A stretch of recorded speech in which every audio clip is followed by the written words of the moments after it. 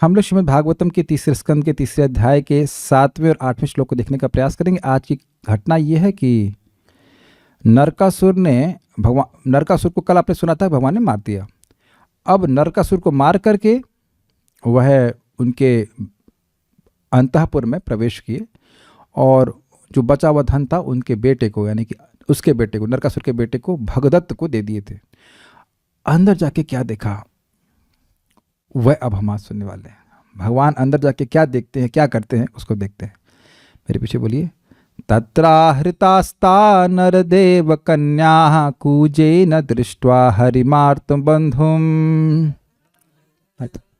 तत्रायतास्ता नरदेव कन्याः कुजेन दृष्ट्वा हरिमार्तबन्धुम् उत्थाय सद्यो जगृहु प्रहर्ष व्रीडानुराग प्रहितावलोकैः। उत्थाय सद्यो जगृहो प्रहर्ष व्रीडानुराग प्रहितावलोकैः। तत्राहृतास्ता नरदेव कन्याः कूजेन दृष्ट्वा हरिमार्त बंधुम्। तत्राहृतास्ता नरदेव कन्याः कुजेन दृष्ट्वा हरिमार्तबन्धुम्। उत्थाय सद्यो जगृहु प्रहर्ष व्रीडानुराग प्रहितावलोकैः। उत्थाय सद्यो जगृहो प्रहर्ष व्रीडानुराग प्रहितावलोकैः। तत्राहृतास्ता नरदेव कन्या कूजेन दृष्ट्वा हरिमार्त बंधुम्। तत्राहृतास्ता नरदेव कन्या कुजेन दृष्ट्वा हरिमार्तबन्धुम्। उत्थाय सद्यो जगृहु प्रहर्ष व्रीडानुराग प्रहितावलोकैः। उत्थाय सद्यो जगृहो प्रहर्ष व्रीडानुराग प्रहितावलोकैः। बोलिए। तत्रायतास्ता या नहीं, तत्राहृतास्ता, हृत, हाँ बोलिए। तत्राहृतास्ता नरदेव कन्या कुजेन दृष्ट्वा हरिमार्तबन्धुम्। तत्राहृतास्ता नरदेव कन्या कूजेन दृष्ट्वा हरिमार्त बंधुम्। उत्थाय सद्यो जगृहो प्रहर्ष व्रीडानुराग प्रहितावलोकैः। उत्थाय सद्यो जगृहु प्रहर्ष व्रीडानुराग प्रहितावलोकैः। काफी क्रिएटिव किड्स हैं। पहले हम समझ गए कि वो खिचखिच से दिक्कत आएगी तो अब लिखना शुरू कर देते। Good writing skills, very nice. चलिए देखते हैं। This is right, this is not disturbing at all. Right a commentary on Shrimad Bhagwat, something like that. अनुवाद। उस असुर के घर में, किस असुर के घर में? नरकासुर के घर में नरकासुर द्वारा हरण की गई सारी राजकुमारियां दुखियारों के मित्र भगवान को देखते ही चौकन्नी हो उठी। चौकन्नी का अर्थ यहाँ पे है उत्साह से खड़ी हो गई। वाह, कृष्ण और हीरो है इसका। उन्होंने अतीव उत्सुकता, हर्ष तथा लज्जा से भगवान की ओर देखा और अपने को उनकी पत्नियों के रूप में अर्पित कर दिया। अपने को उनकी पत्नियों के रूप में अर्पित कर दिया, अर्थात उन्हें पति के रूप में स्वीकार कर लिया। तत्र, वहां नरकासुर के घर के भीतर, घटना समझ में आ रही है ना? उसको मारा, उसके बेटे को उसका बचा हुआ धन भगवान ने दिया, उसके बाद वह उसके अंतःपुर में प्रवेश की। कूजेन, भौमासुर के द्वारा, आहृतः, हरण करके लाई गई, ताह नरदेव कन्या, वे सब राजकुमारियां। तो यहाँ पे समझना होगा, नरदेव मतलब राजा होता है, और इसके अलावा ऋषियों की और देवताओं की भी कन्याओं वहां पे उपस्थित थी। आर्त बंधुम हरिम, दुखियारों के मित्र श्री हरि को दृष्टवा। तो अब देखिए यहाँ पे हरि शब्द क्यों है? क्योंकि यहाँ पे राजकुमारियां किस अवस्था में हैं? आर्त हैं, दुखी हैं। उनको अब कोई स्वीकार नहीं करने वाला। देखिए, कुछ बातें मुझे भी रिसेंटली समझ में आई। परम पूज्य वृंदावन चंद्र महाराज समझा रहे थे कि एक लड़की के लिए विवाह सबसे महत्वपूर्ण घटना होती है उसके जीवन में। ये भाई जॉब तो है नहीं कि आज यहाँ से स्विच ओवर करके वहाँ कर लिए, वहाँ स्विच ओवर कर लिए, यहाँ कर लिए। एक प्रॉपर पति मिलना एक बहुत महत्वपूर्ण घटना है एक लड़की के लिए। उसे बड़ी चिंता रहती है। रहती होगी? नहीं रहती मतलब रहती है कि किससे शादी होगी, पता नहीं कैसे निकलेगा, सास कैसी निकलेगी, क्या होगा, कैसे घर में जाऊंगी, ये चिंता रहती ही है। प्रेम करेगा कि नहीं करेगा। तो अब आप ये सोचिए, सारी की सारी उत्कृष्ट कोटि की लड़कियां हैं, सज्जन पुरुषों की लड़कियां हैं। अब स्वाभाविक सी बात है, ये वृत्ति उनके मन में रहेगी ही, और ऐसी अवस्था में आ गई कि एक असुर ने उन्हें किडनैप कर लिया है, और उसके बाद कोई उनको स्वीकार नहीं करने वाला था। कठिनाई में हो गई कि नहीं हो गई वो? ये दुखी नहीं हो गई? बताइए, जबरदस्ती किडनैप कर लिया, और वो भी असुर, और उससे तो इंद्र भी लड़ नहीं पा रहे हैं। आपने सुना था ना कि इंद्र का वज्र भी इसके नरकासुर के आगे विफल हो गया था, उसके भाले के आगे, है ना। तो अब जब इंद्र नहीं बचा पा रहे हैं, इंद्र उसको नहीं हरा पा रहे हैं, तो इस जगत का कोई राजा कैसे हराएगा? मुझे बस इस बात पे आश्चर्य है कि भीष्मदेव आदि को क्यों नहीं बोला गया, कभी किसी ने कंप्लेन क्यों नहीं करी? I don't know why. वो भी अजय वीर थे, लेकिन क्यों उससे झगड़ा नहीं किया मुझे नहीं पता, लेकिन जो भी हो नहीं कर पाए। जब देवता नहीं हरा पा रहे हैं तो फिर इंसान कैसे हराएगा? मतलब अजीब सी बात है, बहुत ही अद्भुत असुर था वो। तो इसलिए इनको यहाँ पे आर्त बंधुम हरिम दृष्टवा, भगवान के विभिन्न गुण हैं, तो इसमें यहाँ पे कृष्ण नहीं कह रहे हैं, यहाँ पे हरि कह रहे हैं। इनके दुखों को, हमारे दुख को ये हर लेंगे। जैसे कोई भिखारी है तो वह व्यक्ति को धनी देखता है क्योंकि उसे धन की आकांक्षा है, तो यहाँ ये दुखी हैं इसलिए इनको हरि के रूप में देख रही हैं, जो सभी के सर्व अमंगल हरे प्रेम दिया हरे मन, सबके अमंगल को हरने वाले हैं। ऐसे हरि को देखकर सद्य उत्थाया मतलब खड़ी हो गई। तो इसीलिए प्रभुपाद ने अनुवाद किया चौकन्नी हो गई। तो चौकन्नी का मतलब ऐसा नहीं, चौकन्नी मतलब ऐसे खड़े हो जाते ना, कौन आया ऐसे करके।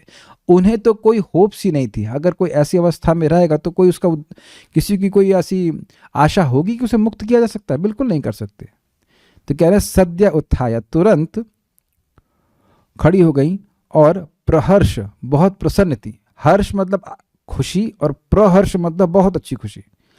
व्रीड लज्जा क्यों? क्योंकि अब उन्हें पति के रूप में स्वीकार कर रही हैं। अनुराग आसक्ति पूर्वक, प्रहित अवलोकई उत्सुक चितवनों से देखकर, उत्सुक मतलब समझ रहे, उत्कंठा से देख करके, उत्कंठित आंखों से देखा उन्होंने। जगृहु भगवान को पति के रूप में वर्ण कर लिया। स्पष्ट है, श्लोक देख लीजिए। तत्र वहां पे आहृतास लाई गई थी, अपहरण करके लाई गई थी। नरदेव कन्या, वह सारी राजकुमारियां, नरदेवों की कन्या अर्थात राजाओं की कन्याएं, कूजेना किसके द्वारा? भौमासुर के द्वारा ले आई थी। क्या देखी वो? तो कह रहे हैं दृष्टवा हरिमार्त बंधु, उन्होंने हरि को देखा जो कि आर्त बंधु, यानी कि दुखियों के उद्धार करने वाले। लेकिन बंधु का मतलब क्या होता है? संबंधी। दुखियों के एकमात्र संबंधी भगवान हरि। एक बात आ जाती है कि हरि को ही आर्त बंधु क्यों कह रहे हैं? देखिए, जब व्यक्ति खुद ही दुखी है वो दूसरों के दुख को कैसे हरेगा? अब आप कहेंगे दुखी कैसे है? इस जगत में हर व्यक्ति अभाव में है।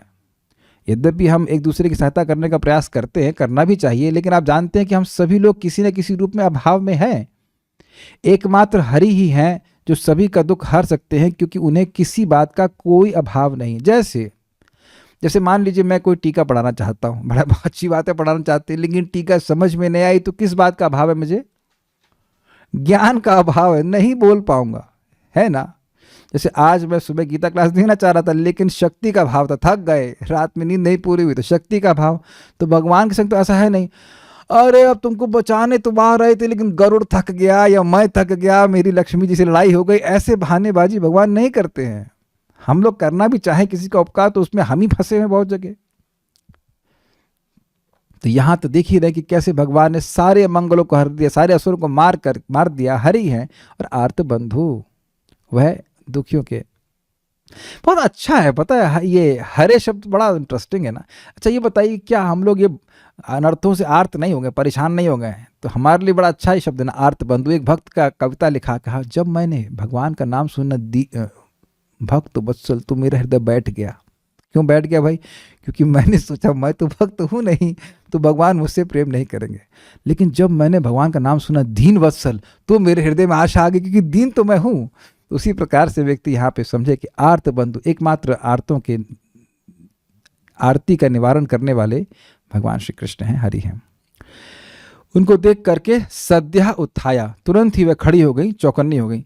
इससे पहले आप समझ सकते हैं वो उदास सी बैठी होंगी, शक्ल डाउन होगी, खाने को भी शायद ठीक से न देता हो। मैं ये भूल गया कि वह किडनैप करके क्यों लाया था, मुझे याद नहीं आ रहा, मैंने पहले कहीं पढ़ा है, लेकिन किसी को याद हो तो बताइएगा। शादी करने के लिए लाया था, लेकिन 16,100 से शादी क्यों करेगा? शक्तिशाली था तो 16,108 क्यों नहीं? कुछ कारण है इसका, कुछ कि वो ऐसा करेगा तो व्यक्ति अमर होगा, कुछ होगा, मुझे पता नहीं, भूल गया मैं। अगर किसी को याद हो तो रिसर्च करके बताना कि 16,100 क्यों लेके आया था, 101 क्यों नहीं, 108 क्यों नहीं, या कुछ और प्लानिंग थी और लाने की भी है, नो आइडिया, लेकिन कुछ पढ़ा था, मैं भूल गया क्यों। तो अगर कोई यहाँ पंडित जी हैं तो आप मैसेज कर सकते हैं। उन्होंने जगृहु, भगवान को पति के रूप में स्वीकार किया, और किस प्रकार देखा? प्रहर्ष, अत्यंत आनंद से देखा, व्रीड यानी लज्जा से देखा, अनुराग यानी कि आसक्ति पूर्वक, प्रहितावलोके उत्कंठित चितवन से देखा। एक बात छूट गई, अनुराग का क्या मतलब था? किसी को याद है अनुराग का अर्थ क्या था? अनुराग में क्या होता है? अनुराग में क्या होता है? अनुराग में तृष्णा बढ़ जाती है, भगवान के रूप को देखते हैं लेकिन और देखने की इच्छा होती है। अगर आपको याद हो तो हम लोग उसको पहले भी सुन चुके हैं। अनुराग वो था अवितृप्त दृशाम निर्नाम वाला श्लोक था, उसमें ये बात आई थी कि भगवान ने अपने स्वबिंबम, अपने विग्रह को दिखाया, लोग तृप्त नहीं हुए थे, फिर भी भगवान ने अपने स्वरूप को खींच लिया। तो वहाँ बात आई थी कि जो भगवान के शुद्ध भक्त हैं वह अनुराग के स्तर पर है। अनुराग मतलब प्रेम के बाद वाली स्थिति है, तो उसमें भगवान को देखता है व्यक्ति लेकिन तृप्त नहीं होता, तो और देखे और देखे, जितना देखता है उसकी तृष्णा बढ़ी जाए, उसकी तृष्णा, उसकी प्यास और बढ़ जाती है। तो इस प्रकार से यहाँ पे वर्णन है कि यहाँ वो अनुराग से देख रही थी, उनको तृप्ति नहीं हो रही थी भगवान को देखने के लिए, देखने में कहना चाहिए। तो यहाँ पे एक फोटो रखा गया है, देखिए किस प्रकार से सभी राजकुमारियाँ उस नरकासुर के महल में हैं, और वहाँ पे वह भगवान श्री कृष्ण को बड़े अनुराग से देख रही हैं, और भगवान श्री कृष्ण उन सभी ने भगवान श्री कृष्ण को पति के रूप में स्वीकार किया। ये तो आसान बात थी, लेकिन उधर से थोड़ी दिक्कत वाली बात हो जाएगी ना, कि कृष्ण तो एक ही हैं, अद्वय है, उनके अलावा तो कोई और है नहीं। तो पक्की बात है कि अब युद्ध राजकुमारियों में आपस में हो सकता है। भगवान कौन, आपने तो पति स्वीकार कर लिया, लेकिन वह तो सबको पत्नी नहीं स्वीकार करेंगे, वैसे जानती होंगी, स्वाभाविक सी बात है कि ये सामान्य व्यक्ति नहीं है। तो कैसे क्या होगा अभी नेक्स्ट श्लोक में देख लेंगे। उसको रिजॉल्व कर लिया भगवान कृष्ण ने अगले श्लोक में। मतलब राजकुमारी को झगड़ा नहीं हुआ आपस में। तात्पर्य, नरकासुर ने बड़े बड़े राजाओं की अनेक पुत्रियों का अपहरण किया था और उन्हें अपने राजमहल में बंदी बनाकर रखा था, किंतु जब वह भगवान द्वारा मार डाला गया और जब भगवान उस असुर के घर में प्रविष्ट हुए तो सारी राजकुमारियां हर्ष से प्रफुल्लित हो उठीं और उन्होंने उनकी पत्नियां बनने के लिए स्वयं को अर्पित कर दिया, क्योंकि भगवान ही दुखियारों के एकमात्र मित्र हैं। यदि भगवान उन्हें स्वीकार नहीं करते तो उन सबों के विवाहित होने की कोई संभावना नहीं थी, क्योंकि उस असुर ने उनको उनके पिता के संरक्षण से अपहरण किया था, अतः कोई भी व्यक्ति उनसे विवाह करने के लिए राजी न होता। वैदिक समाज की रीति के अनुसार कन्याएं पिता के संरक्षण से पति के संरक्षण में भेजी जाती हैं। चूंकि ये कन्याएं पहले ही अपने अपने पिता के संरक्षण से अपहृत की जा चुकी थीं, अतएव भगवान के अतिरिक्त उनके लिए अन्य कोई पति प्राप्त कर पाना असंभव होता और भगवान ने ऐसे व्यक्ति को भी स्वीकार किया। भगवान का कार्य है कि जो किसी के द्वारा स्वीकार न हो, कृष्ण उनको स्वीकार कर लेते। पूतना तो आप सुन ही चुके हैं। एक भजन राधा गोविंद मंदिर में भक्त लोग गा रहे थे, हमको बहुत अच्छा लगा था, हम गा के बताने का प्रयास करेंगे।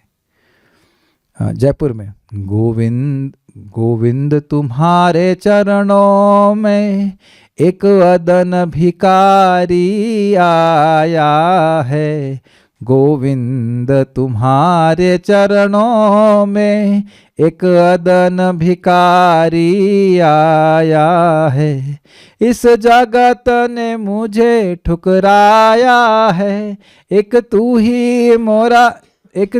ही मेरा सहारा है, गोविंद तुम्हारे चरणों में एक अदन भिखारी आया है।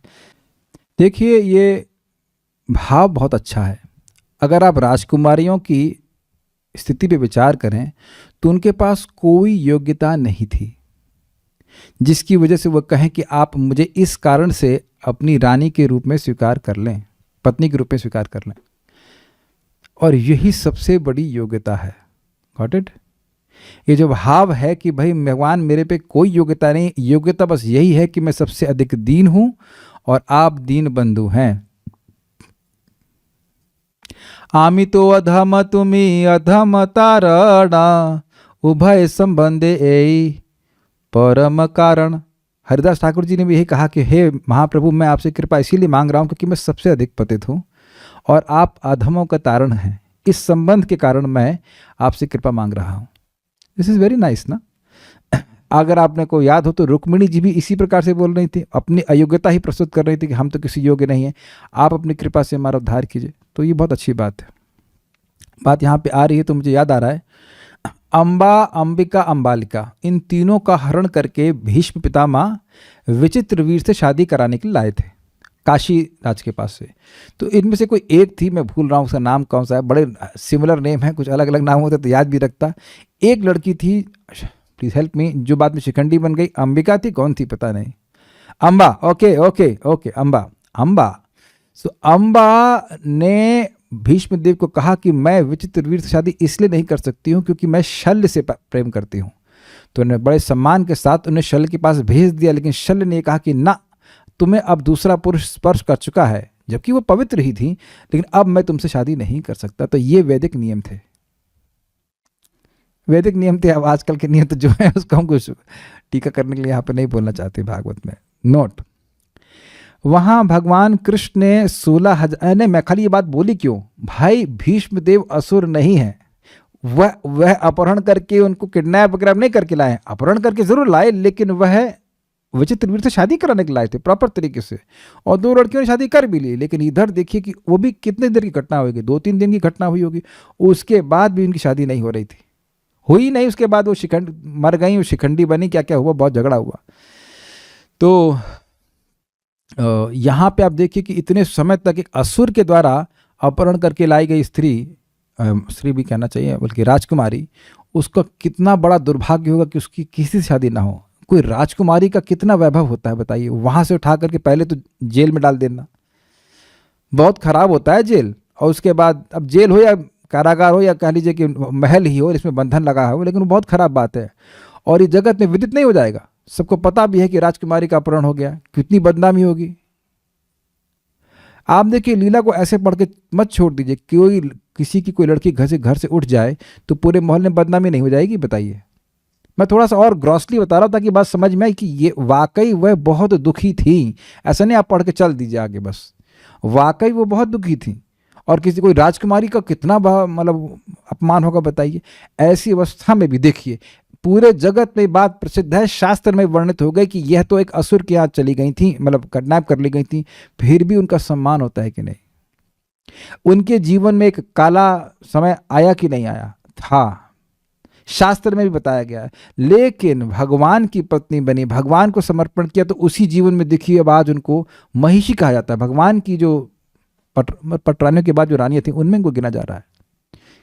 तो आप देख लीजिए कोई व्यक्ति कितना भी नीचे निम्नतम अवस्था में पहुंच जाए, अगर वो नम्रता से भगवान को पुकारता है तो वो सर्वश्रेष्ठ अवस्था को पहुंच जाता है। नोट, वहां भगवान कृष्ण ने, अब नोट यहां से दे रहा हूं मैं, ये आपको दशम स्कंद से कुछ उसका ट्रांसलेशन, उसका जो सार रूप में है वहां पे बताया जा रहा है। सार रूप नहीं, ये ट्रांसलेशन है वहां से 10th कैंटो से, 58 चैप्टर था ना, 59 चैप्टर था, जो भी रहा हो, वहां पे उसकी बात है, नरकासुर का वध है उसमें से आ रहा है। वहां भगवान कृष्ण ने 16,000 से अधिक राजकुमारियां देखी, जिन्हें भौम ने विभिन्न राजाओं से बलपूर्वक छीन लिया था। जब स्त्रियों ने पुरुषों में सर्वोत्तम पुरुष को प्रवेश करते देखा तो वे मोहित हो गईं। उन्होंने मन ही मन उन्हें, जो कि वहां भाग्यवश लाए गए थे, अपने अभिष्ट पति के रूप में स्वीकार कर लिया। हर राजकुमारी ने इस विचार से कि विधाता इस पुरुष को मेरा पति बनने का वर दें, अपने हृदय को कृष्ण के विचार में लीन कर दिया। वैसे इंटरेस्टिंग कि विधाता कौन है, वही है जो उनके पति है, कोई और नहीं है, लेकिन वह इस प्रकार से आकर्षित थी। भगवान ने राजकुमारियों को स्वच्छ निर्मल वस्त्रों से सजवाया और फिर उन्हें रथ, घोड़े तथा अन्य मूल्यवान वस्तुओं के विशाल कोषों समेत पालकियों में द्वारका भिजवा दिया, और जो बाकी बचा धन था वह भगदत्त को दे दिया, जो नरकासुर का बेटा था। तो शादी हो गई ना? अभी शादी नहीं हुई है, शादी होगी द्वारका में, ऐसे लग रहा है। लेकिन नहीं, ऐसा अजीब सा लग रहा है। इसमें तो लग रहा है कि भिजवा दिया, शादी वहां हुई, और यहां पहले श्लोक में लग रहा है कि शादी वहीं हुई। तो बाकी बातें तो 10th कैंटो में डिटेल में क्लियर होंगी। अब अगले श्लोक से लग रहा है कि एक ही मुहूर्त में सबके संग शादी किया और विधिपूर्वक शादी किया। लेट अस बी कंफ्यूज्ड इन कृष्णा। हमको नहीं पता, भगवान कुछ भी कर सकते हैं। ठीक है, मेरे पीछे बोलिए। अब इसके बाद वो शादी कर लिए। देखिए हो क्या रहा है कि उद्धव जी एकदम क्रोनोलॉजी में तो नहीं बोल रहे हैं, तो स्वाभाविक सी बात है कि वो डेटा को एग्जैक्टली नहीं प्रेजेंट करेंगे, हो सकता है ऐसा। तो अब 10th कैंटो में डिटेल में होगा कि वो लेके गए, वहाँ शादी हो कि यहाँ कैसे शादी होगी, कन्यादान कौन करेगा, पृथ्वी माता? That's a difficult question. अब इसमें ये रिसर्च का विषय है भाई, आप लोग रिसर्च कर लेना कि शादी कहाँ हुई थी, क्या शादी के वेन्यू बोलते हैं इसको, है ना, विवाह मंडप कहाँ था, वो आप लोग देख लेना, हमको नहीं पता। बट यहाँ पे बात ये हुई थी, भगवान ने एक साथ शादी करी।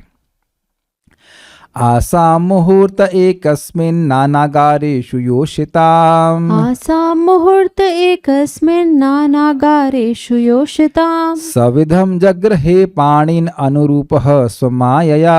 सविधं जगृहे पाणिन् अनुरूपः स्वमायया। आसां मुहूर्त एकस्मिन् नानागारेषु योषिताम्। आसां मुहूर्त एकस्मिन् नानागारेषु योषिताम्। सविधं जगृहे पाणिन् अनुरूपः स्वमायया। सविधं जगृहे पाणिन् अनुरूपः स्वमायया। वे सभी राजकुमारियां अलग अलग भवनों में रखी गई थीं, और भगवान ने एक साथ प्रत्येक राजकुमारी के लिए उपयुक्त युग्म के रूप में विभिन्न शारीरिक अंश धारण किए। उन्होंने अपनी अंतरंग शक्ति द्वारा विधिवत उनके साथ पाणी ग्रहण कर लिया। तो इससे तो यही समझ में आ रहा है कि वहीं पे विवाह हुआ था। तो 10th कैंटो के अनुवाद में ऐसा क्यों बोल रहे हैं कि वापस भेजा? फिर से बार पढ़ें क्या, वहाँ पे क्या बोला था? यहाँ तो यही लिखा है कि पालकियों, अच्छा ये हो सकता है, अब समझ में आ रहा है कि सुंदर वस्त्र सजवाया, शादी करी, और उसके बाद पालकियों में द्वारका भिजवा दिया। यही बात समझ में आती है।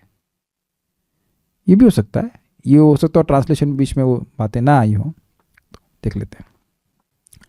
स्वमाया, भगवान ने अपनी अंतरंगा शक्ति से, माया मतलब शक्ति, स्व मतलब अपनी, नाना आगारेशु विभिन्न कमरों में अवस्थित, आसाम उन सब योषिताम स्त्रियों के, पाणीन अनुरूप हाथों को उनके अनुरूप रूप धारण करके, सविधम जगृहे विवाह की उचित विधि से स्वीकार किया। मतलब क्या हुआ? इससे यह सूचित हो रहा है कि इस व्यक्ति ने, अब महल तो नहीं बनाए थे, लेकिन 16,100 कमरे होंगे, उसमें हर राजकुमारी को रखा होगा, ऐसा लग रहा है। और भगवान ने क्या किया? यही विस्तार कर लिया अपने आप को, 16,100। दूसरा, अब सबकी हाइट बराबर है क्या? हो सकता है कोई 5 फुट 6 की हो, तो भगवान मान लो 7 फुट की, इससे कैसे शादी करूंगी मैं? इसको तो पानी भी नहीं दे पाऊंगी मैं। हो सकता है कि कोई अब 6 फीट की हो, और भगवान, मतलब ऐसे बोल रहा हूँ, भगवान छोटे होते तो अरे ये टिंगू से कैसे शादी करूंगी? समझ में आ रहा है कुछ? ये एक बहुत बड़ी दिक्कत होती है कि लड़का देखने में अच्छा हो, लेकिन अब 2-3 इंच 2 इंच छोटा हो, तो लड़की कहेगी हम कैसे शादी करेंगे, इससे तो छोटा है। ये बहुत लंबा हुआ तो कहेगी ये तो बहुत ऊंचा है, झगड़ा कैसे करें? समथिंग होता है कैसे कंसिडरेशन। तो भगवान ने कहा किसी को कंप्लेन ना हो कि भाई हम बहुत बड़े हैं, बहुत छोटे हैं, तो एकदम साइज के अनुसार, मतलब अनुरूप का मतलब ये नहीं कि बिल्कुल एकदम हाइट मैच किए होंगे, लेकिन जैसा जिसका हाइट रहा वैसे उसके अनुसार भगवान रूप धारण कर लिए, customized. 8 number Krishna, 9 number 10 number Krishna, क्या बोला जाए, भगवान विनोद अद्भुत कौतुक करते हैं। काफी अच्छा होता है ना, मान लो जिस लड़की से शादी करना उसी के हाइट के हिसाब से हाइट हो जाए, तो ये तो बड़ा अच्छा हो जाता है। लेकिन भगवान ऐसा हर जगह नहीं कर पाता है इंसान, लेकिन भगवान ने ऐसा किया। ऐसा कैसे कर दिया? तो पहला शब्द देखे नहीं आप, क्या शब्द लिखा है पहला? स्वमाया, अपनी शक्ति से कर दिया। और हर हर कमरे में भगवान ने अपने को ऐसे विस्तारित कर लिया। स्वाभाविक सी बात है कि वह समझ गई होंगी सभी लोग कि भगवान अब हमारे साथ हमेशा व्यक्तिगत रूप से रहेंगे। सारार्थ दर्शनी देख लीजिए, सॉरी श्लोक देख लीजिए।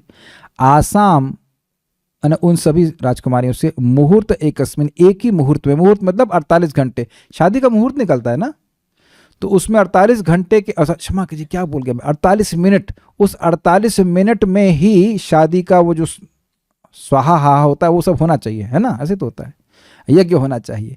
तो एक ही मुहूर्त में होता है। हाँ, ये बात बताना भूल गया मैं, हाँ ये तो बड़ा इंपॉर्टेंट है। अगर भगवान एक एक करके शादी किए होते तो 16,108 मुहूर्त कैसे निकलता भाई? मैं इसमें कुछ आपको जानकारी है भाई? शादी का एक दिन में शादी के कितने मुहूर्त निकल सकते हैं, कुछ है जानकारी? बताइए। अलग अलग उचित समय के हिसाब से, ऑस्पिशियस टाइमिंग के हिसाब से निकल सकते हैं। 24 घंटे में कितने मुहूर्त निकल सकते हैं? 2-3 निकल सकते हैं। 2 या 3, तो बस केवल 2 या 3 लड़कियों की शादी होती, और नहीं तो होती तो सबकी फिर एक साथ में होती।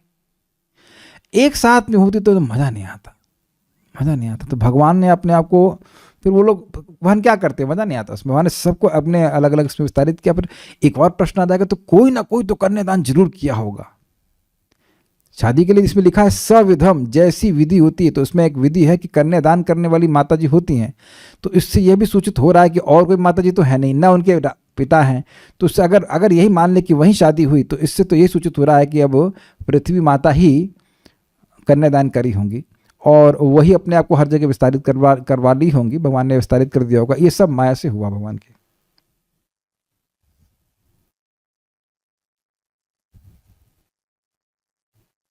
तो कल्याण राय प्रभु कृष्णा बुक से भेज रहे हैं कि भगवान ने वहीं पे शादी करी, तो तुम ही स्वीकार कर रहे हैं। यस।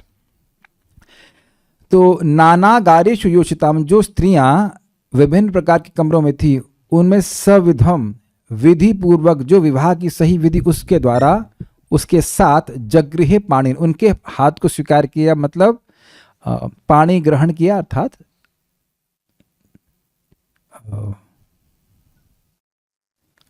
उनको पत्नी के रूप में स्वीकार किया। ऐसे ही होता है, मैं थोड़ा भूल रहा, शादी में क्या होता है, जो बेटी का हाथ है वो माँ या पिता देता है ना, मैं भूल गया, काफ़ी विस्मृति हो रही है, अभी तो 1 साल भी नहीं हुआ, तो भूल गए कि किसने हाथ पकड़ाया था, कहे भैया अब तुम संभालो। ऐसे होता है ना, ऐसे ही होता है ना। यस, माता पिता दोनों देते हैं। अगर मान लो पिता नहीं हो तो माता देगी, तो इसका मतलब है कि निश्चित रूप से वहाँ पे माता जी होंगी, यानी पृथ्वी माता ही दी होंगी। कौन दिया होगा डिटेल में तो नहीं समझ रहे, लेकिन निश्चित रूप से ये विधि है, इसके बिना होगा नहीं। कन्यादान होना बहुत जरूरी है। कन्यादान मतलब कोई कन्यादान करने वाला होता है, अगर माता पिता नहीं होते तो फिर और कोई श्रेष्ठ व्यक्ति होता है जो करता है उनके बिहाफ पे। तो यही हुआ। अनुरूप, और उनके अनुरूप ही हाथ ग्रहण किया। अच्छा, ये भी काफ़ी इंटरेस्टिंग है ना। मान लो ऐसा लग रहा है कि लड़की का हाथ भी जिस तरह का होगा, साइज़ का होगा, उसी तरह भगवान ने भी कर लिया। भगवान का साइज़ मतलब हाथ मान लो 1 फुट का होता था, इसके हाथ को मैं कैसे पकड़ूं? तो आप समझ रहे, कृष्ण इज़ वेरी पर्सनल। मैं खाली ये कहना चाहता हूँ, कृष्ण बहुत व्यक्तिगत आदान प्रदान करना चाहते हैं अपने हर भक्त के संग। ये देखा आपने, जतन महाप्रभु अपने भक्तों को प्रसाद खिला रहे हैं, उसको ये पसंद है उसे खिलाओ एक्स्ट्रा, उसको वो पसंद है, वो तो परमात्मा, उसको वो पसंद है उसको और ये एक्स्ट्रा दो। Krishna is very personal. Krishna भगवान बहुत ही व्यक्तिगत रूप से आदान प्रदान करते हैं अपने भक्तों के साथ में। तो ये सब कैसे किया? स्वमाया, अपनी कृपा से, अपनी शक्ति से किया। सारार्थ दर्शनी, श्री भगवान ने उन्हें सविधम अर्थात वैदिक विवाह के समुचित विधान अनुसार स्वीकार किया। क्षमा कीजिएगा मैं ऐसे उपयोग कर रहा हूँ शब्द, रख नहीं लिया। रखने का मतलब समझते हैं ना? ठीक है। किंतु महाराज से बहुत अच्छा कहते हैं कि ये विवाह यज्ञ जो है ये बहुत पवित्र यज्ञ है, जिसमें एक लड़का और लड़की दोनों ही निर्वाह करते हैं, वे एक दूसरे का दायित्व लेते हैं। एक स्टूडेंट हमको बोल रहे थे, प्रभु जी हमको बहुत अकेला लगता है, ये लगता था, मैंने शादी कर लूँ तो कहते अरे उसकी जिम्मेदारी पूरा जीवन लेनी पड़ेगी। लेकिन वो गलत सोच रहे हैं। जिम्मेदारी आप ही को नहीं लेनी होगी, उसको भी तो लेनी होती है। माता जी लोग तो घर में भोजन बनाती हैं और बाकी सारे कार्य करती हैं। तो ये एक मिस्टेक है कि जिम्मेदारी केवल एक तरफ से लेनी होगी। यहाँ पे क्या वो केवल यही सोच रही है कि बस हमको जेल से निकालेंगे इसलिए शादी कर लेंगे, बाकी पिकनिक करेंगे? नहीं, इन लड़कियों की, जिन सभी की भगवान से पति के रूप में संबंध बनाने की इच्छा थी, तो वह उनकी सेवा करना चाहती थी। Okay, yes. किंतु 16,000 आदि कन्याओं से एक साथ विवाह का अद्भुत कार्य उन्होंने किस प्रकार किया। हाँ, अब ये पे मैं जरूर बोलना चाहता हूँ। आप में से बहुत से लोग शादी हो गई होगी, जिनकी नहीं हुई मालूम चल जाएगा। एक शादी एक लड़की से करने में कितना झमेला होता है ना।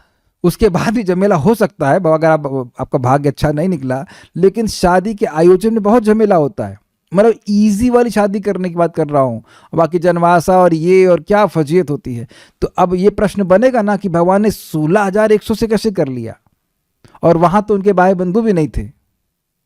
ओह, अमेजिंग है, सत्यभामा थी, उनके सामने कर लिया। सत्यभामा ने तो कुछ ऑब्जेक्शन भी नहीं किया। ये तो हम लोग भूल ही गए, ये भूल गए ना, सत्यभामा के सामने ही शादी करे। सत्यभामा समझ रही हैं, उनसे पहले भी उनकी को वाइफ्स रह चुकी हैं कि भगवान अपने आप को विस्तारित कर सकते हैं, तो कुछ ऑब्जेक्शन नहीं किया। लेकिन एक बात अजीब सी है ना, पत्नी के सामने और नई पत्नियों को स्वीकार करना। तो ये सब उन्होंने कैसे किया, उन्हें दिक्कत नहीं हुई। आप मेडिटेट कर पा रहे हैं इस बात को कि आप ज़्यादा नहीं सोचना, अपनी शादी को जब विचार कर लीजिए कितना झमेला होता है, मेकअप और ये और वो, और उनको नए वस्त्र देना, सब कुछ नहाना धोना, सारा कुछ झमेला हुआ होगा। लेकिन उसके और वो सब मार काट के बाद, उधर मार काट का मैनेजमेंट नहीं होगा। कितने तो बाहर लाशें बेची हुई हैं, जहां पे आपकी शादी हुई थी, जहां पे किसी की शादी हुई थी, बाहर लाशें बिछी हुई तो शादी कर पाएंगे। एक एक पॉइंट पकड़िए आप, कितना अजीब सा लगेगा ना। अरे बाहर लाशें बिछी हुई, अंदर शादी हो रही, लेकिन भगवान शादी कर रहे हैं, क्या कर सकते हैं। तो यह सब करने में भगवान को कठिनाई नहीं हुई। तो कहते उन्होंने यह कार्य स्वयोग माया, एक्चुअली योग नहीं, योग हटा दीजिएगा, स्व माया अर्थात अपनी योग माया द्वारा किया। दूसरा इसको तोड़िए तो ऐसे होगा, स्व, श्लोक यहां पे शब्द गलत लिख गया, स्व माया को ऐसे तोड़ेंगे तो होगा सु प्लस अमाया। एक तो होगा स्व प्लस माया, और दूसरा होगा सु प्लस अमाया। कैच कर पा रहे हैं? तो जाएगा सु अमाया, मतलब सु का मतलब होगा सृष्टि यानी अच्छी प्रकार से, और अमाया अर्थात विमोह रहित रहते हुए। क्या मतलब है? भगवान को टेंशन नहीं हुई। अमाया मतलब मेरे को ठहरे भैया कैसे शादी होगी, ये वो इतना झमेला ना, बड़ी आसानी से बिना अमाया, बिना किसी परेशानी के, बिना विमोहित हुए। विमोह का मतलब होता है समझ में नहीं आया क्या करना होता है, तो बिना विमोहित हुए भगवान ने कार्य कर डाला। उनके लिए आसान है। प्रभुपाद इसी बात को समझा रहे हैं कैसे किया। तात्पर्य, ब्रह्म संहिता में भगवान उनके असंख्य स्वांशों के साथ निम्नवत वर्णन हुआ।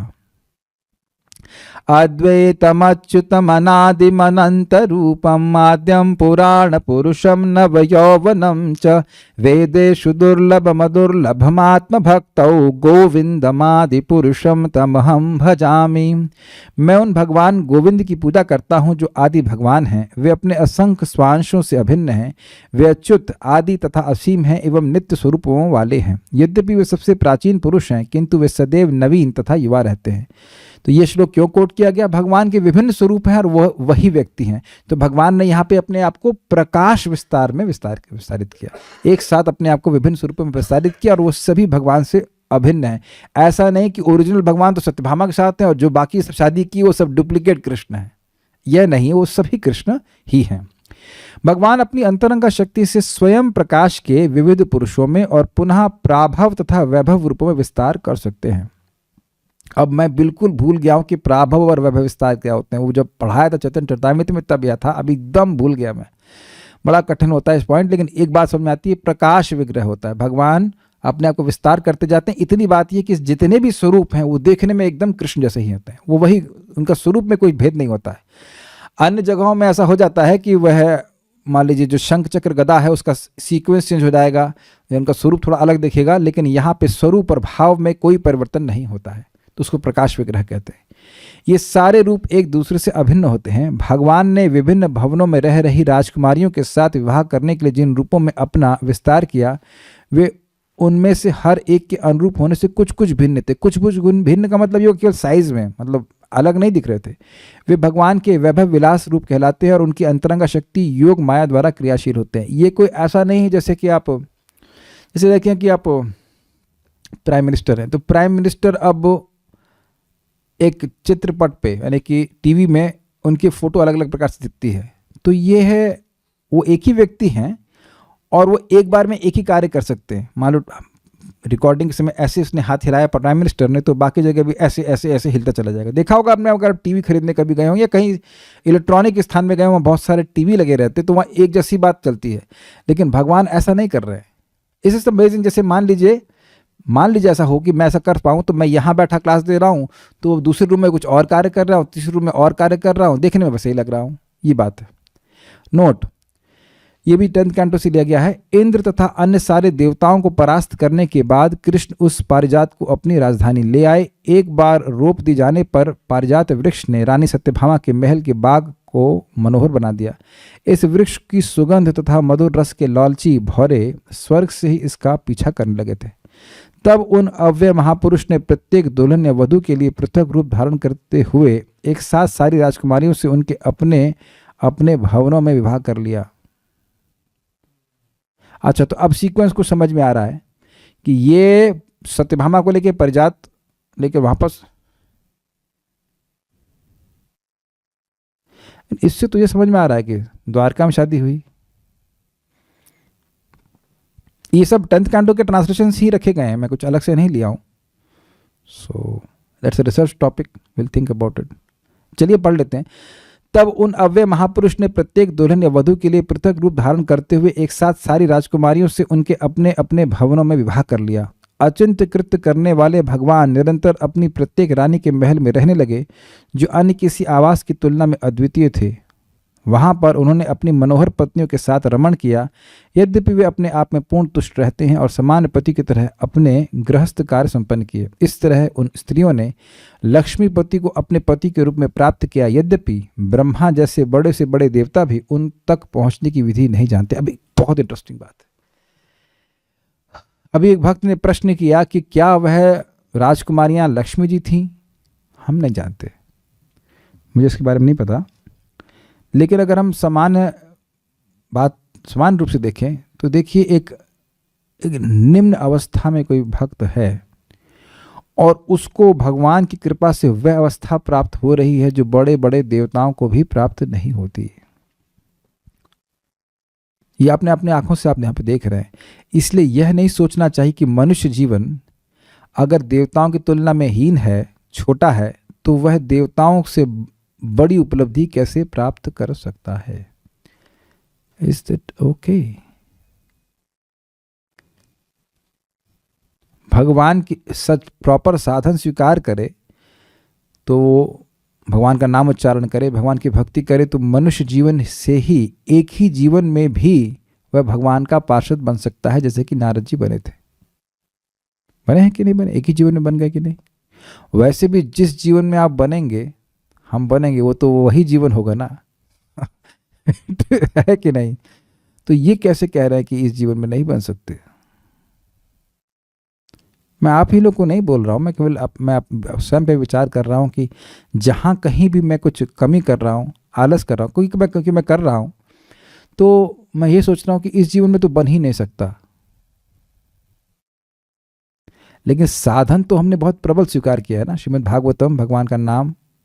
तो अगर हम थोड़ा प्रयास करें कि अपराध से हम बचें और फोकस करें भक्ति में, तो संभावना ज़्यादा इसकी है कि हम भगवान के पार्षद बन जाएंगे। प्रभुपाद जी से भी पूछा गया था कि 16 माला का जप और 4 नियमों का पालन ये इतने सही हो जाएगा, मतलब इतने सही मैं भगवान का पार्षद बन जाऊंगा, है ना? बहुत आसान लगता है ना, क्योंकि अन्य चीज़ों के लिए तो बहुत मेहनत करनी पड़ती है। एक माता जी बता रही थी 30,000 की नौकरी के लिए 18 घंटे पड़ती थी वो। 30,000 तो बहुत ज़्यादा नहीं होता है।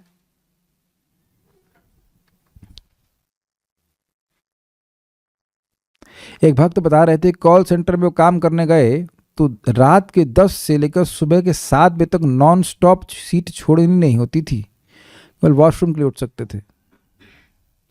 इजी ना? यहां भक्त कहते हम 2 घंटा जप में कैसे बैठे, तो मान लो वही भक्त को बोलूं तो वहां कैसे बैठते थे? कुछ मिलते होंगे 20,000, 25,000, 30,000 जो मिलता होगा। हमको बहुत अच्छी बात लग रही थी। महाराज बता रहे थे कैसे, देखिए कलकत्ता से वृंदावन से दिल्ली 150 किलोमीटर है और कलकत्ता से दिल्ली बहुत दूर है। लेकिन अगर हवाई जहाज पकड़ ले तो यहाँ से शायद 3 घंटे लगते हैं दिल्ली के लिए, मैं हैं सही बोल रहा हूँ, 3 घंटे लगते, तो वहाँ से 1.5 घंटे में पहुँच जाएगा व्यक्ति। तो दूर है ठीक है, लेकिन साधन जो पकड़ा है वो अगर प्रबल है तो व्यक्ति बहुत जल्दी पहुंच सकता है। तो ये साधन है भगवान की भक्ति का, और अपने को नम्र भाव में रखे कि भगवान मैं तो बहुत अयोग्य हूँ, अगर आप सहायता नहीं करेंगे तो मैं कैसे चलूँगा, मुझे पता है मेरे से बहुत अपराध होते हैं, आप प्लीज़ उसको क्षमा कीजिए, आप मेरी हेल्प कीजिए, मैं जो अपराधों को मैं नहीं जानता हूँ जो कुछ भी उनसे मुझे बचने का प्रयास, उनकी बचने की शक्ति दीजिए, लाइक दैट। तो भगवान से प्रार्थना करेंगे तो भगवान तो अंदर बैठे हमारी सिंसियरिटी को देख ही रहे ना। यहाँ पे उन्होंने सिंसियरली इच्छा ही तो व्यक्त करी, यह भी नहीं वर्णन आया है कि सब हल्ला कर रही हैं हमारा पति कैसा हो, श्री भगवान श्री कृष्ण जैसा हो, ऐसे कोई यलगार कर रही हूँ, ऐसा भी कुछ नहीं बोलनी। ऐसी लड़कियां कैसे बोल सकती हैं, ऐसा तो नहीं बोल सकती ना, झंडा लेकर के जाएंगे, ऐसा तो नहीं कर रही हैं, इच्छा ही व्यक्त करी ना। Very interesting. लालसा, वे उनके प्रति निरंतर वृद्धिमान अनुराग का अनुभव करती। समझ गए, अनुराग का मतलब और प्रेम बढ़ रहा है, और प्रेम बढ़ रहा है, और तृष्णा बढ़ रही है कृष्ण की सेवा करने की। उनसे हंसी युक्त चितवन का आदान प्रदान करती और हास परिहास तथा स्त्रियोन्वित लज्जा से पूर्ण नित्य नवीन घनिष्ठता का आदान प्रदान करती। यद्यपि भगवान की प्रत्येक रानी के पास सैकड़ों दासियां थीं, तो भी वे भगवान के पास विनय पूर्वक जाकर उन्हें आसन प्रदान करके, उत्तम सामग्री से उनकी पूजा करके, उनके पावों का प्रक्षालन करके तथा मालिश करके, उन्हें खाने के लिए पान देकर, उन्हें पंखा झलकर, उन्हें सुगंधित चंदन लेप से लेपित करके, फूलों की माला से सजाकर, उनके बाल सवार कर, उनका बिस्तर ठीक करके, उन्हें नहलाकर तथा उन्हें विविध उपहार देकर स्वयं उनकी सेवा करना पसंद करती। ध्यान दीजिए कि इन सब सेवा में स्लैश नहीं था, समझ में आया। उन्हें पंखा जल कर, या उन्हें सुगंधित चंदन लेप से लेपित करके, या फूलों की माला से सजा कर, या ऐसा नहीं था, सारी सेवाएं खुद करती हैं। तो कोई माता जी कह रही हैं कि वह कृष्ण की पत्नी बनना चाहती है, भैया बहुत सेवा है बहुत सेवा है। ऐसा नहीं है कि थोड़ी सेवा बन जाएगा, तो 1000 बार पहले सोच लेना, सोने का भी टाइम नहीं मिलेगा, खूब सेवा है। एनी हाउ, सेवा में असीमित आनंद है। तो ये सब हमने सुना, उम्मीद है कि बातें आपको अच्छी लगी होंगी, समझ में आएगा। आगे भगवान और असुरों का वध करेंगे। अब मेरे सामने एक बात है कि अगले श्लोक में बहुत सारे असुरों को भगवान उद्धव जी भगवान से मरवा देंगे। तो श्लोक क्या है, जरा देख लें एक बार।